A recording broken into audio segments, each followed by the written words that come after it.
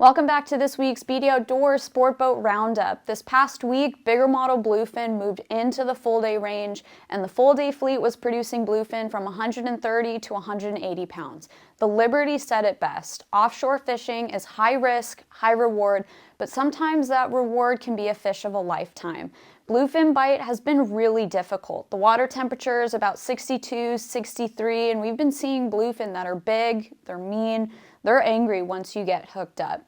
But finding that school that reacts how we want it to react and getting them to open up their mouths is a huge part of that equation. Jigs this week during the day weren't producing the volume of bites that the sinker rig or the drop shot rig were producing, so it seemed that live bait down deep was the way to go. But 250 to 300 gram jigs were getting bit if they were at the right place at the right time. Red Rooster reported a quality yellowfin at 261 pounds hitting the deck this week. The San Diego and the Liberty found a smaller grade bluefin school that wanted to bite yesterday, so having that 30 to 40 pound fly line outfit should have a spot in your arsenal. The Apollo is at Clemente with some quality yellowtail and sheephead on board. And I also want to highlight the Endeavor out of Ventura Harbor, returning with 40 sea bass, 38 halibut, and the Freedom coming back from 16 to 43 halibut days the last couple trips, with a wide variety of bottom fish to the mix. So now I want to get into some of the tackle I most definitely would be bringing out there right now.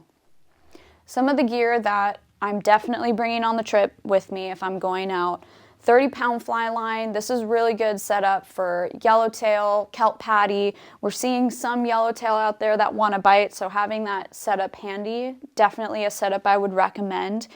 Second is going to be a good 40 pound outfit. We saw 30, 40 pound bluefin in the zone this week, so having 2-speed, 40 pound outfit.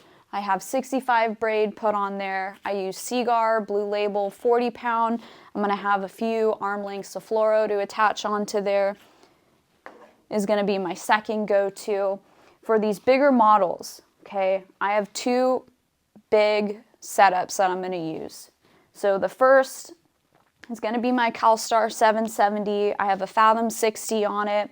I have a 100 pound Max Quattro. As far as what you put on top, I would recommend nothing less than 80, maybe to 100 pound.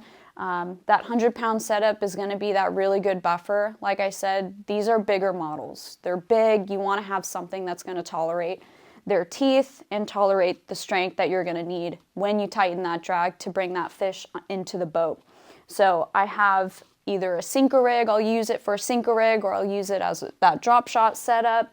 My last rig I'm going to talk about is going to be my jig rig. It's still going to be a setup that I can use to drop jigs down, that 250, maybe even to that 400 gram range, and it's going to have that power I need to get it back to the boat.